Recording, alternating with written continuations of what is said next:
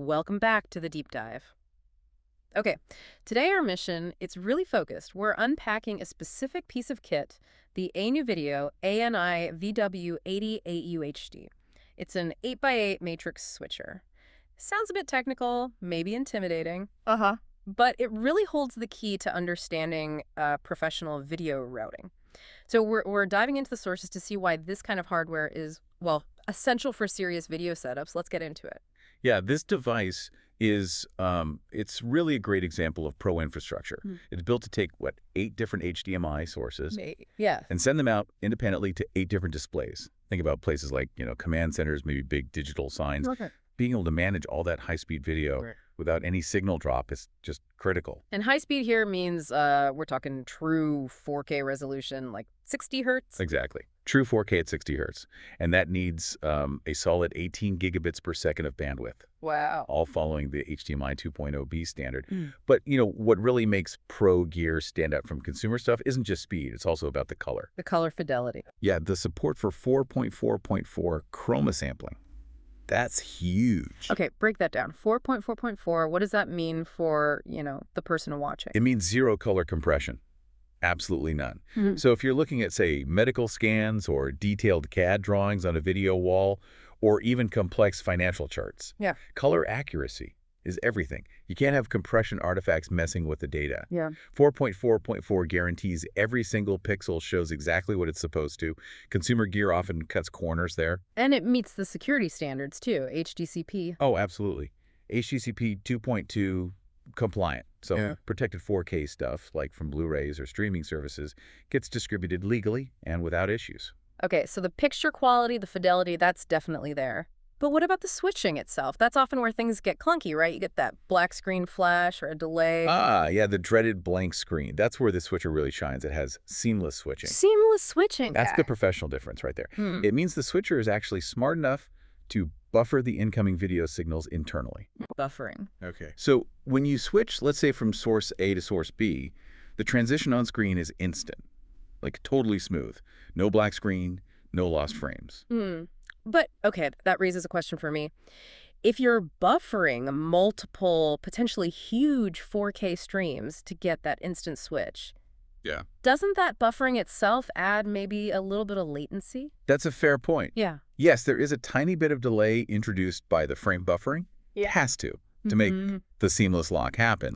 But it's incredibly minimal, and honestly, the trade-off is almost always worth it, especially for its main use case. Video walls. The video wall function. Exactly. Imagine a huge 3x3 video wall. You absolutely cannot have one panel flicker or go black while the others are fine during a switch. It would look terrible. Yeah, that would completely ruin the effect. The seamless transition keeps the entire wall perfectly synced. It just works. Okay, that makes sense. And it's not just about the raw video power. You mentioned customization features are key too. Like the outputs. Yeah, the flexibility is great. Each of the 8 outputs can actually downscale the resolution individually. Individually. Why is that so important? Well, think about real-world setups. You might have, say, 7 new 4K displays, but there's one older, maybe crucial 1080p monitor still in the system. Okay, yeah, happens all the time. Without individual downscaling, your entire system might be forced down to 1080p to accommodate that one screen. Or worse, the 1080p screen just won't show anything from a 4K source. Right, lowest common denominator. Exactly. This lets the 4K source stay 4K for the capable screens while also sending a properly scaled 1080p signal to that older display. All from the same source, no compromise is needed. That's actually really clever. Saves a lot of headaches. And you also get mirror functions, horizontal and vertical, essential for, creative setups, or sometimes you have to mount a display upside down for installation reasons. Makes sense. And this attention to detail, it goes beyond video, right? What about audio? Oh yeah, audio is fully covered. It passes through all the advanced HDMI audio formats like Dolby, True HD, Atmos. Standard stuff. But for pro installs, you often need to pull the audio out separately, right?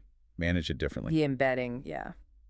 So this unit gives you 8 balanced LR audio outputs on Phoenix connectors. Balanced is key for long cable runs, prevents noise. Definitely. And you also get 8 optical SPDIF outputs for connecting to maybe more consumer-style audio gear if needed. Comprehensive. So you can really route the sound anywhere. And for the person installing it, seems like control is straightforward too. Lots of options. Yep. You've got front panel buttons for quick access, an IR remote, good old RS-232 for automation systems, and a built-in web GUI over the network. The web interface is usually pretty handy. Very. Plus, it's a compact 1RU size, fits easily in a rack, and it's TA compliant. Meaning it's okay for government projects. Right. Meets those purchasing requirements. And little things like power off memory so it remembers its state after a power cut. Nice touch. So bringing it all together, what's the big picture here? Look, this device delivers really solid professional reliability. You see it in the specs, like the high ESD protection, plus a proper 3-year U.S. warranty. Okay. The price, around $2,100 today, isn't trivial, sure. But you're buying investment-grade hardware here? It solves that core problem, distributing high-quality, high-speed video across multiple displays without artifacts or those annoying switching delays. So really what this means for you listening is, as our display setups get bigger, more complex, and the information like that 4.4.4 color gets richer, the need for dedicated, powerful hardware like this switcher just grows. Mm-hmm. It's the kind of engine that makes all that digital complexity look simple and, well, seamless. Which brings up an interesting point for you to think about. We've talked about seamless switching being crucial, even with that tiny buffering delay. But what kind of absolutely critical environment, maybe live TV production or perhaps air traffic control, what kind of place could not tolerate even that minimal buffering delay, no matter how smooth the switch is? Where instantaneous really means zero added delay, forcing a totally different kind of signal path. Something to consider.